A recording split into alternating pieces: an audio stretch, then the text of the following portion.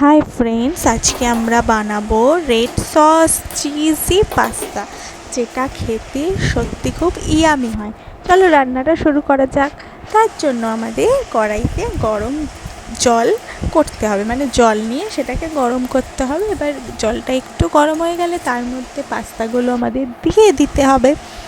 এরপরে আমরা পাস্তাটার মধ্যে একটু সামান্য পরিমাণে লবণ দেব, যাতে লবণটা দিলে পাস্তার টেস্টটা তো একটুখানি ভালো হয়ে যাবে।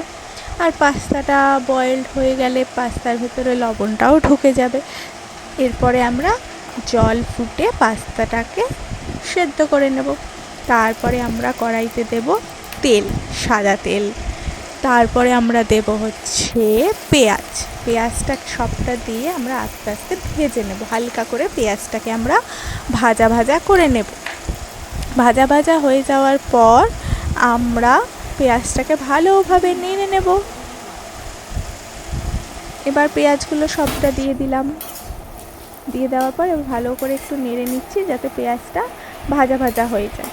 হালকা হালকা করে ভেজে নেব আমরা পেঁয়াজটাকে সুন্দর করে। পেঁয়াজটা এবার ভাজা ভাজা হয়ে গেল। এরপরে আমরা দেবো টমেটো পিউরি, যেটা আমাদের পাস্তা সসটা বানাতে হেল্প করবে। এবার আমরা এটাকে ভালোভাবে একটু কষিয়ে নেব। তারপরে দেব হচ্ছে রসুন কুচি। আস্তে আস্তে সব ইনগ্রিডিয়েন্টস দিয়ে আমরা এটাকে ভালোভাবে কষিয়ে নেব। এরপরে আমরা দেব নুন, স্বাদ মতো লবণ। যে যার মতো স্বাদ বুঝে লবণটা এখানে ব্যবহার করবে। আর এরপরে দিয়ে দিলাম কাশ্মীরি গুঁড়ো লঙ্কা কালারের জন্য। এবার ভালোভাবে এই মিশ্রণটিকে আমরা একটুখানি কষিয়ে নেব। আস্তে আস্তে দেখছো কালারটা কেমন চেঞ্জ হয়ে যাচ্ছে। যখন দেখবো কালারটা একদম প্রায় রেডিশ হয়ে গেছে, তখন আমরা এর মধ্যে দেব মেন ইনগ্রিডিয়েন্টস, যেটা পাস্তার একদম মেন। টমেটো কেচাপের মধ্যে আমি একটুখানি শুকনো লঙ্কা গুঁড়ো মিশিয়ে এখানে দিলাম, তাহলে আরও সসটা টেস্ট লাগবে। দেখো এবার কী সুন্দর কালার চলে এসছে আমাদের সসটা, পাস্তার সসটা। এবার আস্তে আস্তে এটাকে একটু ভালোভাবে নাড়াচাড়া করে কষিয়ে নেব, যাতে এটা ভালোভাবে কুকড হয়ে যায়। কালারটা দেখেছো বন্ধুরা, কি সুন্দর না? এরপরে আমরা দেব হচ্ছে, দেখো ফুটে এসছে, প্রায় আমরা কষিয়ে নিলাম সুন্দরভাবে। কালারটাও চেঞ্জ হয়ে গেল। এরপরে আমি বয়েলড করা পাস্তার মধ্যে একটু গোলমরিচ মিশিয়ে রেখেছিলাম টেস্টের জন্য, ওটা দিয়ে দিলাম।